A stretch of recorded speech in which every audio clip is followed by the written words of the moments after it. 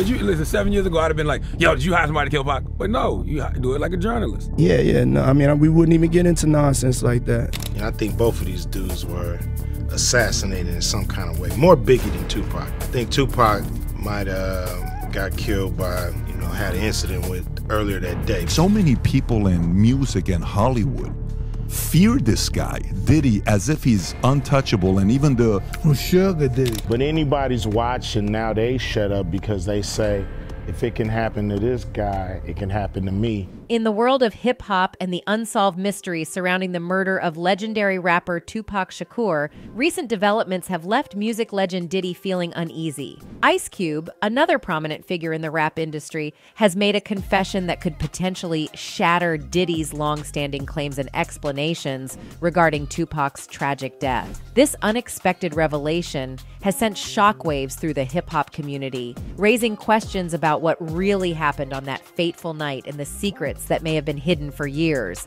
Let's dive into the details of this revelation and its impact on the ongoing Tupac murder investigation. A significant breakthrough has occurred after almost 30 years since Tupac Shakur's tragic demise. Dwayne Keith Davis, famously known as Keith D, has been formally charged with murder in connection to the 1996 killing of the iconic rapper in Las Vegas. Davis, now 60 years old, was arrested by the Las Vegas police. Per Lieutenant Jason Johansson of the Las Vegas Metropolitan Police Department, Dwayne Keith Davis, known as Keith D, provided a gun to passengers in the back of a white Cadillac.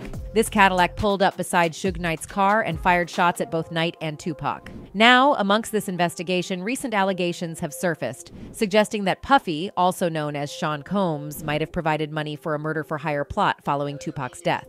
Evidence hints that Diddy may have hired hitmen to carry out Tupac Shakur's assassination. These allegations only intensify the long-standing conspiracy theories surrounding Diddy's potential involvement in the rapper's tragic demise. The East Coast-West Coast rivalry between Tupac and Biggie defined the 1990s hip-hop scene, causing a deep divide among the community and fans. LAPD Detective Greg Carding has uncovered new information suggesting a possible connection between the deaths of Tupac and Biggie, further fueling speculation and conspiracy theories. A startling claim from an investigator suggests that Sean Puff Daddy Combs may have put out a $1 million bounty on both Tupac Shakur and Suge Knight, presenting a shocking motive in the murder case. Allegations from fans and a documentary producer also indicate that Diddy may have offered $1 million for the assassination of both Suge Knight and Tupac, driven by fear. And who did he offer the money to? Well, Davis, of course. In a video released by the Las Vegas Review-Journal, Chief Deputy District Attorney Mark DiGiacomo stated that Davis confessed in his 2019 memoir, Compton Street Legend, that he was a significant figure in a gang and got the weapon with the intention to harm Tupac and Suge. Davis even claimed he was in the passenger seat of the Cadillac on that night. DiGiacomo mentioned, since 2019, he has openly discussed his role in these events, admitting his involvement in ordering Tupac Shakur's murder and attempting to kill Suge Knight. The evidence against him is compelling, leading to a strong belief that he is accountable for Tupac's tragic death. This revelation comes after a search warrant was executed at Davis's Nevada residence 2 months earlier. Davis is the sole surviving member among the 4 men suspected to be in the Cadillac during the attack. His nephew, Orlando Anderson, was long suspected as the shooter but was killed in a gang-related incident in Los Angeles in 1998. Terrence Brown was fatally shot in 2015, and DeAndre Smith died from natural causes in 2004. Davis often dropped hints about his involvement in both Tupac Shakur and Christopher Notorious Big Wallace's murders. Wallace was killed in a separate drive-by shooting in Los Angeles 6 months after Tupac's death. Davis claimed, "I was a prime suspect in both the Biggie Smalls and Tupac killings for years. I know the real story." Davis openly acknowledges his affiliation with the Southside Compton Crips, SCC, a gang based in California. Davis gained notoriety for being one of the very few individuals still alive who witnessed Tupac Shakur's tragic murder. He appeared in television specials on A&E, USA Network, and Fox. As of the latest update, Dwayne is facing a single murder charge, including using a deadly weapon and the intent to support a criminal gang. This information was shared by Clark County District Attorney Stephen B. Wolfson during a press conference held on Friday. A significant breakthrough in the case unfolded when Nevada authorities executed a search warrant on July 18, 2023. Interestingly, the property searched belonged to Davis's wife, as reported by by the AP. During the raid, Las Vegas police confiscated various items, including a cell phone, laptops, a hard drive, photographs, a magazine featuring Tupac Shakur, .40 caliber bullets, and a copy of Davis's 2019 biography titled Compton Street Legend. According to a summary of his memoir available on Amazon, Davis had a prominent role in the Southside Compton Crips. He played a key part in a multi-million-dollar drug operation centered in Compton. In his memoir summary, Davis revealed that he and the notorious Suge Knight, former CEO of Death Row Records, were the sole surviving witnesses to the deadly incident on the Las Vegas Strip, involving the occupants of their 2 vehicles. Dwayne Davis has been discussing his involvement in Tupac Shakur's murder since 1998, when he claimed to be in the car's front seat from which the fatal shots were fired. In 2009, he confessed his role to the police, but authorities couldn't immediately use his confession.